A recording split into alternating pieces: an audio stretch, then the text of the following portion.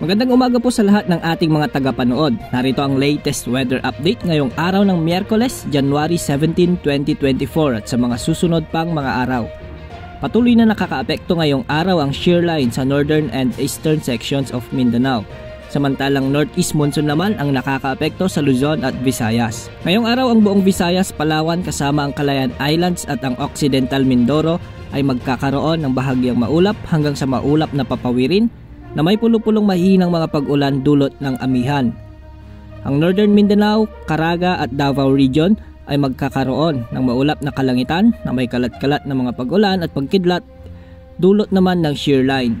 Ang natitirang bahagi ng Mindanao ay magiging bahagyang maulap hanggang sa maulap na may mga pulo-pulong mga pag-ulan o pagkidlat-pagkulog dulot ng shear line o localized thunderstorms. Posible namang magpatuloy ang mga pag-ulan sa Northern Mindanao, Soc-Sargen, at sa natitirang bahagi ng Caraga dahil sa epekto ng shear line. Kaya pinag-iingat natin ng mga kababayan natin sa Mindanao dahil sa banta ng pagbaha at pagguho ng lupa.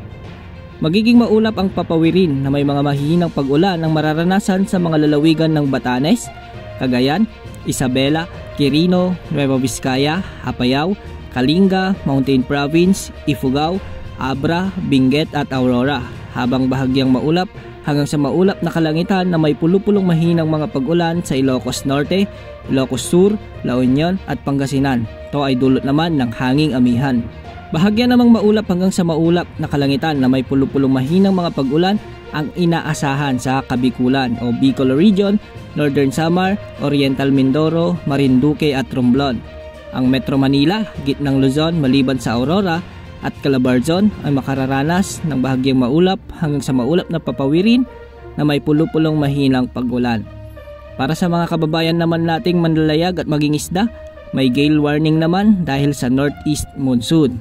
Makakaapekto ito sa hilagang baybayin sakop ng hilagang Luzon, kabilang ang Batanes, Ilocos Norte, Cagayan at ang silangang baybayin ng Southern Luzon, kabilang ang Babuyan Islands at ang hilaga at silangang baybayin ng Catanduanes. May gale warning din ang mga seaboards ng hilagang Luzon at ang eastern seaboards ng Central and Southern Luzon, kabilang ang probinsya ng Batanes, Cagayan, Babuyan Islands, Ilocos Norte, Isabela, Aurora, Northern Quezon, kabilang ang hilaga at eastern seaboards ng Polillo Islands, Camarines Norte, Albay at Sorsogon at ang northern and eastern seaboards ng Catanduanes. Kasama rin sa gale warning ang eastern seaboards ng Visayas at Mindanao. May bagyo ba sa mga susunod na araw? Magandang balita dahil ayon sa latest wind forecast ng mga global models, wala namang inaasahang mamumuong sama ng panahon o bagyo na maaaring makaapekto sa ating bansa sa mga susunod na araw.